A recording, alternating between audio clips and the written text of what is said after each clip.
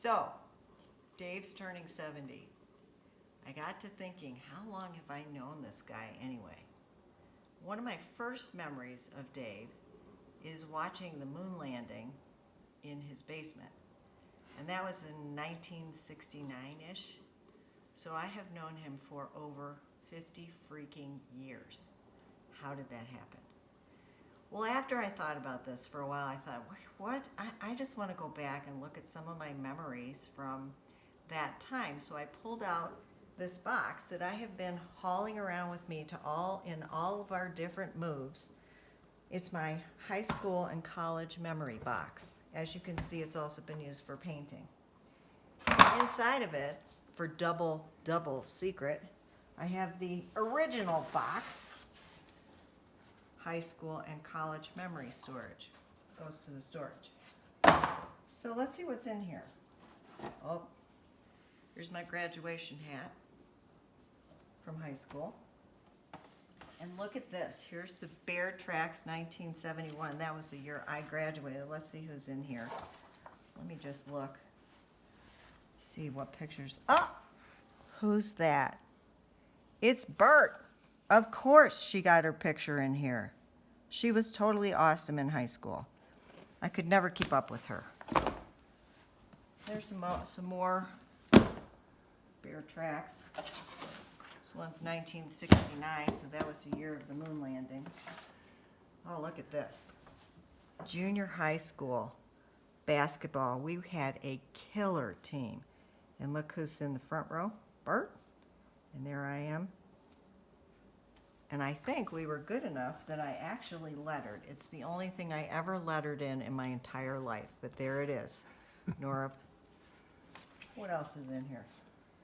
Oh my gosh, remember these? All these pictures, from people from high school, and they'd write silly things on the back of it. And look who's on the very top. Bert. Oh, here's something. Oh, look, I did actually graduate from Michigan State, too. That's good to know. And I have my high school diploma in case anybody ever asks. When I found this letter, it's dated 1968, and it's to Miss S. Masson. Now, I'm assuming that would be me, but let me just look in here. Well, turns out this is a letter. There's two letters in here. One is to me from Paul, who dumped me shortly thereafter. He was my first boyfriend. But there's another one in here, and it says, Sheila, not Sid. And it happens to be signed by Dave.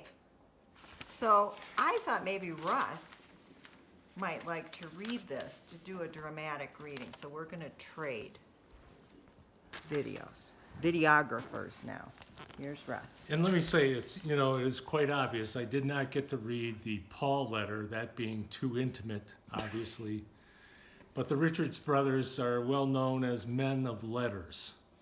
So let me see if I can do this justice from 1968. Sheila. Paul and I are at Houghton Lake right now. He spelled Sid's name wrong, so he started another sheet so she wouldn't know, but tell her anyway.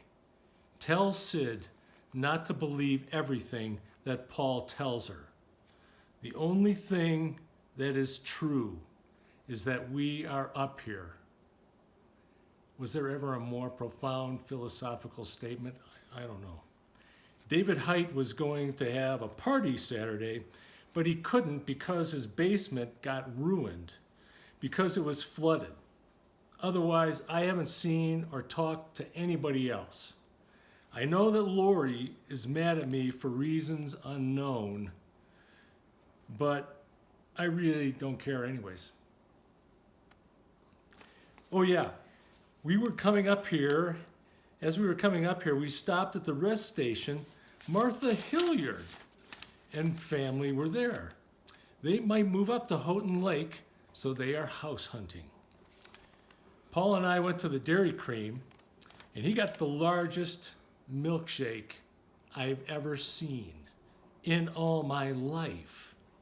Paul says it was the largest thing he saw and that he shook it out his pant leg.